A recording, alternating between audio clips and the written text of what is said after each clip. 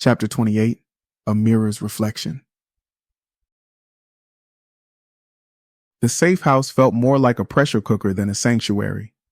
The air was thick with unspoken tension as the team gathered around the folding table in the dimly lit room. Samira's laptop sat in the center, its screen casting an eerie glow over the worn faces surrounding it. The name Evelyn Carmichael blinked ominously on the display, like a promise of chaos waiting to unfold. The glow reflected on Gabriel's clenched fists, Michael's set jaw, and Anderson's furrowed brow, emphasizing the stakes in stark relief. Gabriel's voice broke the silence first, his tone laced with frustration. "We have her name. We know she's the mastermind, but what's the play?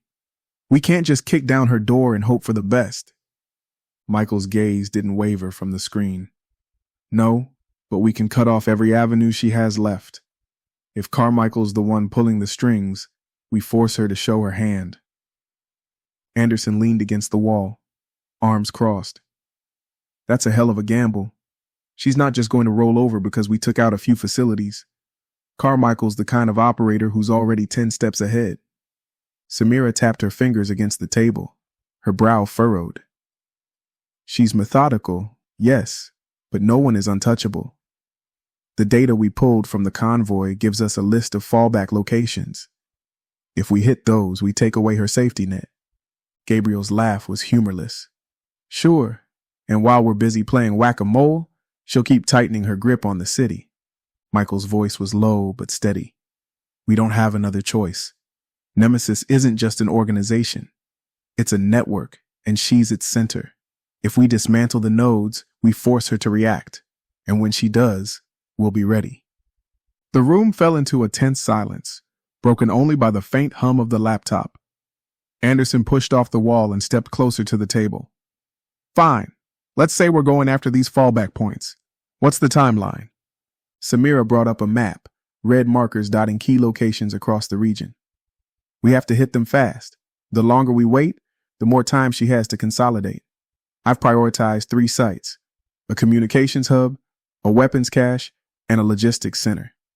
If we can take out those, we cripple her ability to regroup." Gabriel leaned forward, his expression skeptical. 3 sites, and we're down to half our resources. This better be worth it." Michael met his brother's gaze, the weight of leadership evident in his eyes. "It will be, but we need to move now." The first target was the communications hub, a sleek, windowless building tucked away in the industrial district. The team approached under the cover of darkness, their movements silent and deliberate. The hum of nearby machinery and the distant bark of a stray dog were the only sounds breaking the night's stillness. Every shadow stretched like a trap, and every noise felt amplified. Michael crouched behind a stack of pallets, scanning the area through binoculars. Guards patrolled the perimeter, their flashlights cutting through the gloom. He lowered the binoculars and turned to the team. "Samira, you're on the jammer. Gabriel, take the south entrance. Anderson and I will handle the north. We regroup at the control room in 10. Samira nodded, already setting up her device. "Jammers live in 3, 2, 1. The faint buzz of disrupted communications hummed in their ears as the guards' radios fell silent. Gabriel smirked, his rifle at the ready. "Let's make some noise." The team moved with precision, each step calculated to avoid detection. Gabriel dispatched a guard near the south entrance with a swift, silent strike, his movements fluid. Anderson and Michael breached the north door, their silenced weapons taking out 2 guards inside. When they reached the control room, Samira was already at work. Her fingers flew across the keyboard as she accessed the building's systems. "Disabling external comms and uploading the virus. Give me 60 seconds. The sound of footsteps echoed down the corridor, followed by muffled voices. Michael motioned for silence, signaling Gabriel to take position.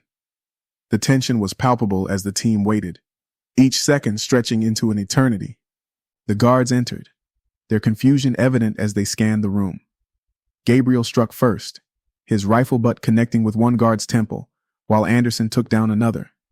Michael fired a single, silenced shot to neutralize the remaining threat, Samira exhaled sharply.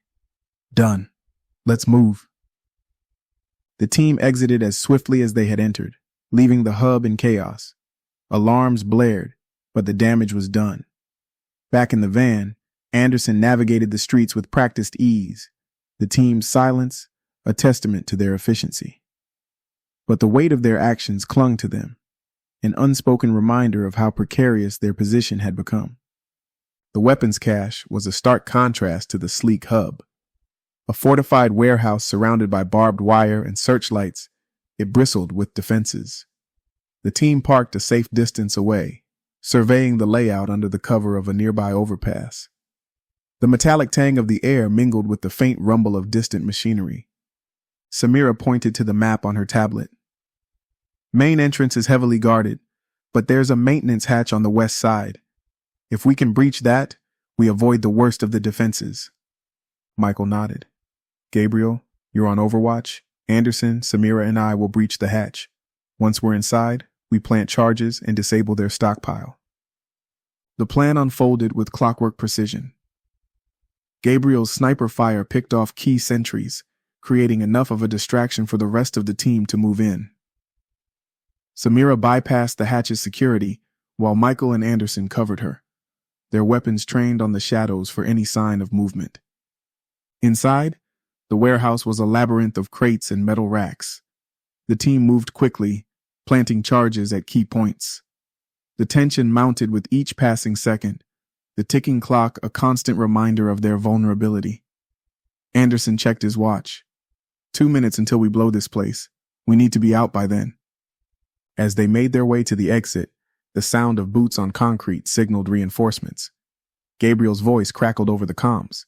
You've got company. Lots of it. Michael tightened his grip on his weapon. We're almost clear. Hold them off. The charges detonated as the team reached the van, the explosion lighting up the night sky.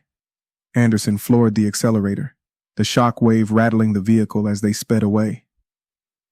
The warehouse burned in the rearview mirror, a pyre marking another blow against Nemesis. By the time they reached the logistics center, the team's exhaustion was evident. Dark circles shadowed their eyes, and every movement carried the weight of their relentless pace. But the fire of determination burned brighter than ever. The center was a sprawling compound, its vast expanse dotted with transport vehicles and storage facilities. Samira's intel showed it was a critical node for Nemesis's supply chain. Michael addressed the team, his voice firm. This is the last one. We hit this, and Carmichael feels it. No mistakes. The mission was grueling, a blur of firefights and narrow escapes. Guards poured out from hidden corners, and every vehicle seemed to carry another obstacle.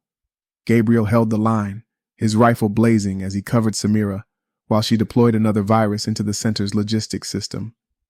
Anderson set charges on transport vehicles, his movement swift despite the chaos surrounding him. When the final transport vehicle exploded in a fiery blaze, the team knew they had succeeded.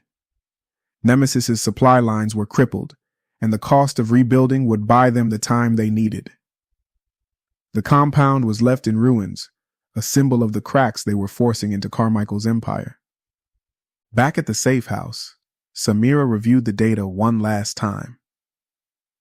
She's going to feel this, but she's not out yet. Michael's expression was resolute. No, but she's closer than ever. We're almost there. For the first time in weeks, the team allowed themselves a moment of hope.